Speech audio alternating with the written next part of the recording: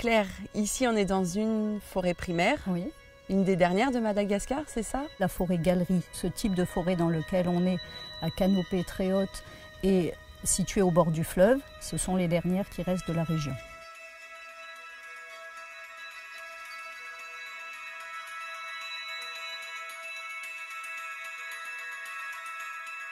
Sur Bérinthe, en fait, on a 3 types de forêts. On a la forêt galerie et plus on remonte dans les sables roux, on va vers une forêt de transition pour en finir sur une forêt sur les plateaux, une forêt sèche et épineuse. C'est quelle superficie en fait la réserve?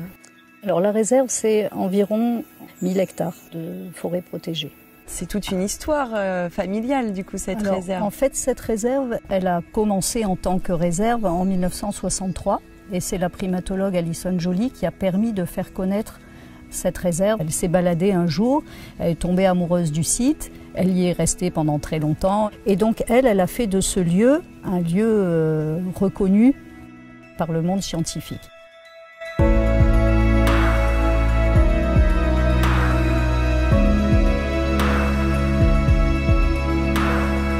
Et c'est bien plus tard qu'on l'a ouvert au tourisme.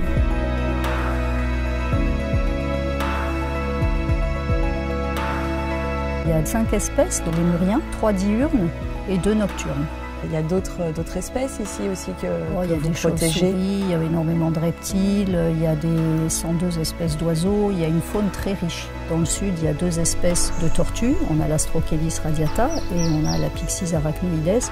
Leur milieu naturel est dans la région Anjouï et ce sont aussi 2 espèces très importantes et que peut-être à l'avenir il faudra aussi protéger. On a plusieurs plans d'action.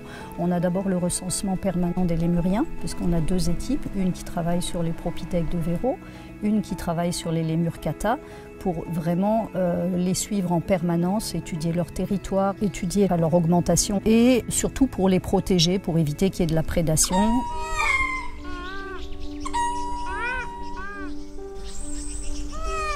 Sur les animaux, comme c'est une réserve naturelle, on n'intervient pas. Vous les laissez vivre Tout à fait, leur de vie, manière naturelle. D'accord.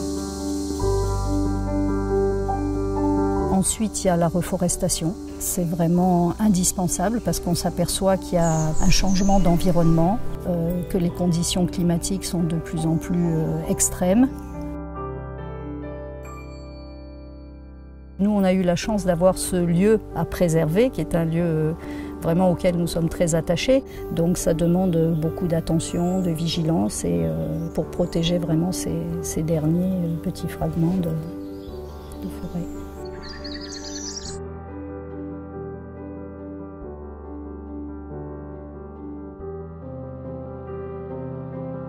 Toi tu es née ici? Oui. C'est ton coup de cœur ici. Qu'est-ce que tu aimes le plus dans cette réserve? Le plus répandu, en fait, qui représente souvent l'emblème de Madagascar, c'est le lémur kata. C'est vraiment celui à la queue annelée, lui, c'est vraiment la mascotte de Madagascar. Mais j'ai une petite préférence pour les chiffres. Les lémurs blancs, ce qu'on appelle les danseurs, en fait. Eux, c'est vraiment, ils sont craquants.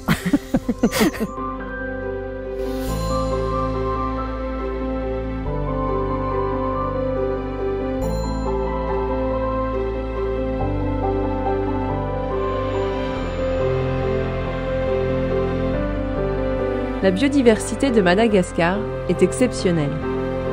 Face aux pressions sur les milieux et les espèces, la réserve de Bérenti apparaît malheureusement comme leur dernier lieu de vie, alors même qu'elle offre un spectacle d'une beauté inégalable.